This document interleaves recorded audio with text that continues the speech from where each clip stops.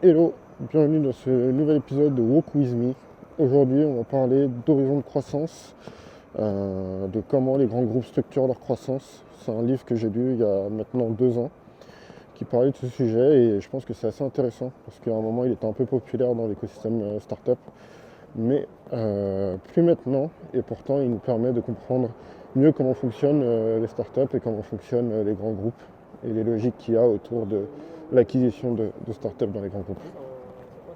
Voilà, avant toute chose, je me présente, je suis Alex, fondateur de Better People. On accompagne les entreprises dans leur stratégie au quotidien, à la fois sur de la formation, des audits stratégiques ou de l'implémentation. Et dans ces petites marches de Walk With Me, je partage un peu mes réflexions, ma vision et mes apprentissages dans l'entrepreneuriat. Donc de business et de la tech. Revenons à nos horizons de croissance. Donc les horizons de croissance, c'est quelque chose qui a été théorisé dans un livre de McKinsey qui s'appelle The Alchemy of Growth et qui avait pour but de comprendre comment des grands groupes qui font plusieurs milliards de chiffres d'affaires continuent de pouvoir faire des 20, 30, 50% de croissance annuelle. Et donc ça a été fait par ces anciens de McKinsey en 99, donc en pleine bulle Internet. Mais ces apprentissages qui ont maintenant 25 ans sont encore d'actualité pour les grands groupes. Et puis on verra si on a le temps un peu comment l'adapter aux startups. Donc pour ça, il découpe en fait les phases et les différentes activités d'une entreprise en 3 horizons. H1, H2, H3. Aujourd'hui pour eux, H1 ça va être le core business.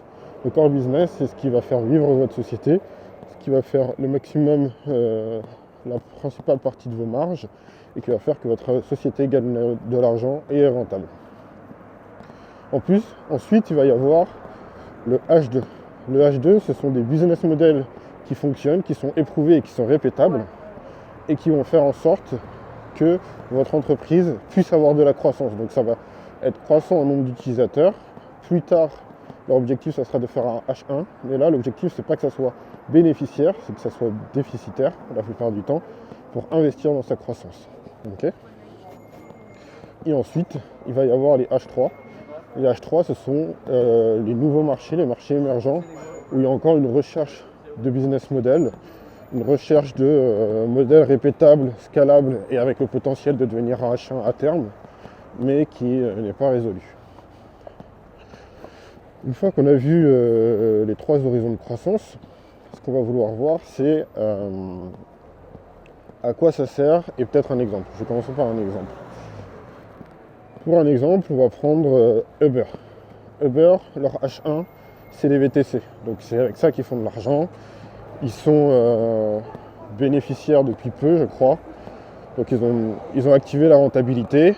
Et comme ils ont une position dominante sur le marché, ils ont pu faire une concurrence frontale et directe aux taxis. Mais ça, ils ont pu le faire. Avant, ils étaient déficitaires. Jusqu'à avoir le pouvoir d'être à leur position dominante aujourd'hui et de pouvoir dire ok, on s'organise sur de la rentabilité. Il y a peu de chances qu'on se fasse totalement oublier par un nouvel acteur, même s'il y a des concurrents. Ensuite, on va avoir Uber Eats. Uber Eats, c'est un H2, c'est-à-dire que le business model, il est calé, il fonctionne.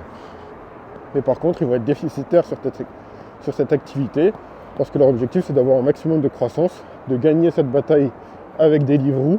Et une fois qu'ils auront gagné cette bataille avec Deliveroo, pouvoir repasser sur la rentabilité.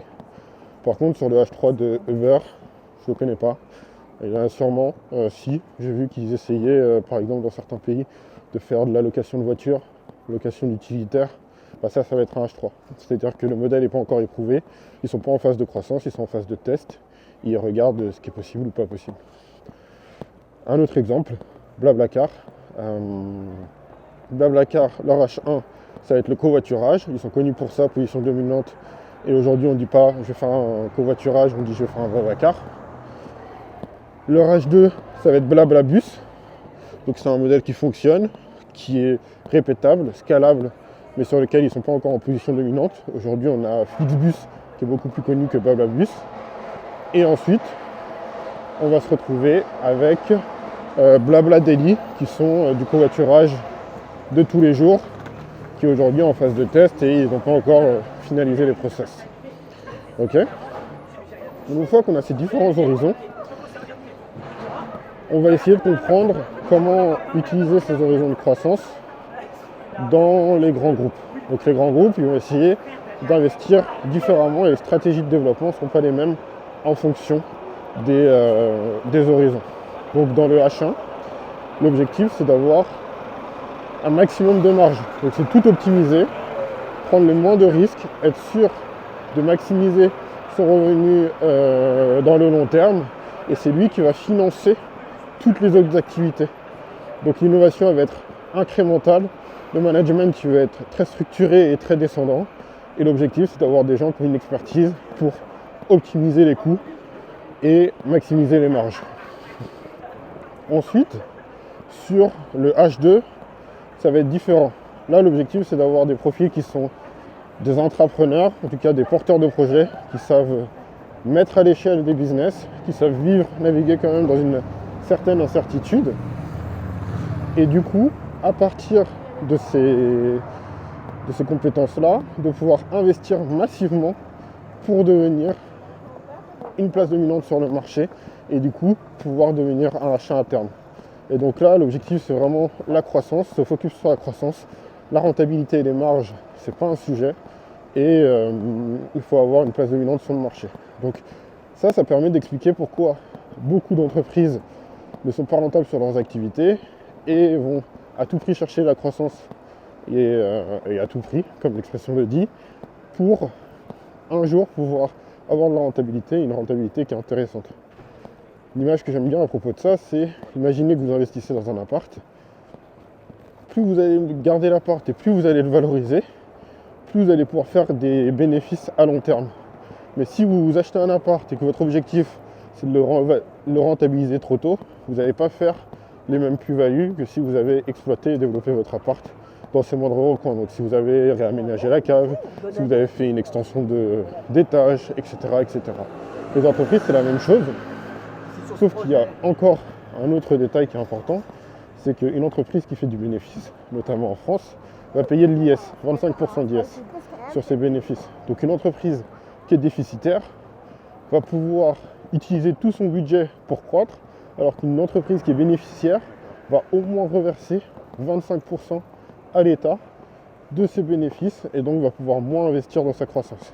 Donc il y a un intérêt à être déficitaire, il y a des intérêts à être bénéficiaire en fonction de si on est actionnaire déjà et de dans combien de temps on veut avoir notre retour sur investissement.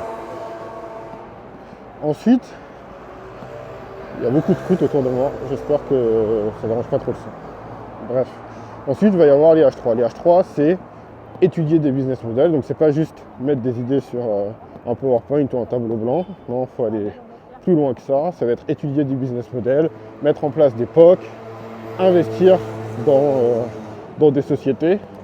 Quand on a un grand groupe et qu'on veut découvrir un secteur, on va dire par exemple l'univers de la VR, quand on est Facebook, on va commencer à faire des petites acquisitions, ou en tout cas des petits investissements dans des startups très spécialisées dans ce domaine, ce qui va nous permettre d'avoir un recul et une compréhension du métier, sans avoir les talents forcément en interne, sans avoir besoin de le manager différemment, enfin de manager sa boîte et de traiter ses problématiques de management, et donc de faire toute cette R&D, cette recherche, pour ensuite savoir si on le consolide en H2 et en H1, ou si c'est pas intéressant et du coup l'entreprise n'y va pas. Donc là, on a vu les trois horizons, on a vu les objectifs de chacun des horizons. Il nous reste un peu de temps, donc on va voir comment l'adapter à la vision startup. Ok ? En fait, quand on est une startup, on est un H3. On a un H3 qui n'a pas de H1 et qui n'a pas de H2. Okay ? Il faut juste un élément qui est important. Quand on a ces horizons de croissance et qu'on a un grand groupe, notre objectif, c'est d'avoir ces horizons concurrents. C'est-à-dire qu'il faut toujours avoir un H1 ou plusieurs H1 qui vont financer le reste. Ensuite, il va falloir avoir des H2 qui vont nous permettre d'avoir des relais de croissance. Et dans le cas de Beurre, quand il y a eu le confinement et que l'activité de VTC s'est arrêtée, ils ont perdu 90% de leur activité sur le VTC Et comme ils ont fait x4 sur leur activité Uber Eats en H2, et ben, ils ont pu avoir des pertes qui étaient seulement de 30%. Ça mériterait un petit schéma, mais c'est un podcast, donc il n'y aura pas de schéma. Mais en tout cas, remettez pause, réécoutez, et puis vous comprendrez ce que je viens de dire. Bref. Donc, l'objectif, c'est toujours d'avoir des H1, des H2 et des H3 en concurrence. Comme ça, ils vont pouvoir être des relais de croissance pour votre société. Et si votre H1 périclite, à ce moment-là, eh ben, vous aurez toujours votre H2 pour le passer en rentabilité et faire de l'argent et garder une entreprise saine. Bref, quand on est une start-up, on va avoir ce sujet de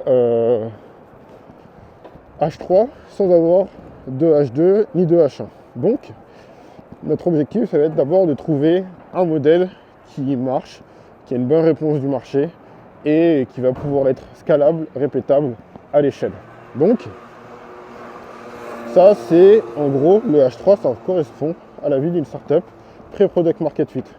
Mais comme vous n'avez qu'une seule boîte, il faut avoir une agilité pour pivoter rapidement, ce qui va vous permettre de tester plusieurs propositions de valeur jusqu'à trouver celle qui rencontre ce product market fit. Product market fit, je referai peut-être une vidéo dessus, mais c'est grosso modo, est-ce que votre offre a une réponse du marché qui est simple, évidente, et que vous arrivez à signer des clients en un claquement de doigts, grosso modo. Ça ne veut pas dire que vous faites des millions, ça veut juste dire que quand vous avez quelqu'un qui est dans votre cible, il comprend immédiatement la proposition de valeur et il achète par rapport au prix que vous avez fait, etc. Vous avez une bonne offre, grosso modo. Ça va être le pré-product market fit. Quand on va rentrer dans le product market fit, la problématique, ça va être comment on permet de dupliquer cette offre à l'échelle pour avoir la croissance la plus rapide possible. Okay, donc là, dans le jargon startup, maintenant on appelle ça des scale-up. Et du coup, ça va être comment on permet de répéter le modèle pour avoir une place dominante sur le marché. Et là, on rentre dans une phase d'H2. C'est pour ça que les levées de fonds en H3, en pré-product market fit, elles sont faibles, parce qu'il faut réussir à faire ça avec du faible budget. Mais dès qu'on veut le scale, donc série A, série B, série C, là on commence à avoir des vrais montants investis, et ces montants permettent la croissance. Ok, donc on rentre dans cette partie scale-up. Il y en a plein à Paris. On va avoir P-Linen qui était une scale-up, on va avoir d'autres boîtes, bref, les différentes licornes françaises étaient des scale-up. Ensuite, on va avoir les boîtes, surtout depuis le Covid. Maintenant, il y a une contraction du marché, donc elles ne peuvent plus lever de l'argent pour financer leur croissance, qui vont passer dans une phase de rentabilité, qui vont prendre beaucoup moins de risques, qui vont augmenter leur marge, augmenter leur business, et du coup s'asseoir sur leur croissance, et qui vont passer dans une phase de H1. Et donc, la vie de votre boîte, quand vous êtes une startup, c'est de faire H3, H2, H1. Et une fois que vous êtes un H1, comme Blablacar par exemple, vous allez travailler pour retrouver des H3 qui vont devenir des H2. Et puis quand vous allez avoir des H2 solides, vous allez retravailler pour retrouver des H3 et faire en sorte que vous ayez toujours un pipe de H1, H2, H3 équilibré et sain pour votre croissance. Et j'ai exceptionnellement fait une petite coupure parce que j'ai croisé quelqu'un dans la rue que je connaissais. Bref, voilà, en tout cas vous avez vu un peu la réflexion autour des horizons de croissance. Si c'est quelque chose qui peut vous intéresser, on pourra croiser un peu derrière le framework en escalier qui permet de bien structurer ces horizons de croissance, qui permet de savoir quand est-ce qu'il faut investir dans les horizons ou les arrêter. N'hésitez pas encore une fois à faire des retours sur la vidéo, sur le son. J'espère que les scooters n'ont pas fait trop de bruit et pas trop saturé le micro. Abonnez-vous, likez, partagez.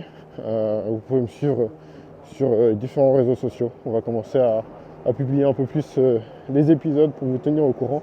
Mais sinon, abonnez et mettez-vous la cloche sur YouTube pour avoir les notifications de quand ça sort. Voilà, bonne journée, c'était Alex de Better People. Salut.